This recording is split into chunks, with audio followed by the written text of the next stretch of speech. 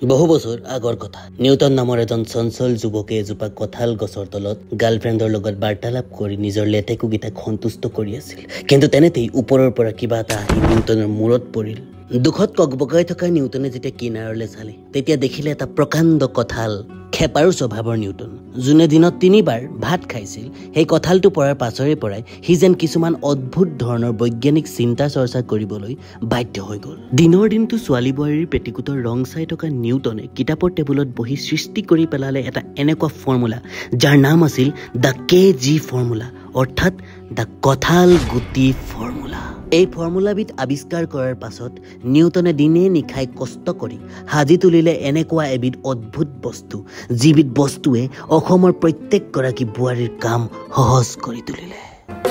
ও বাপা হৰকান্ত খেন্তুৰ ঘৰক নাজে বিয়াকা ও বাপা খেন্তুৰ ঘৰত আছে কটলৰ আঠা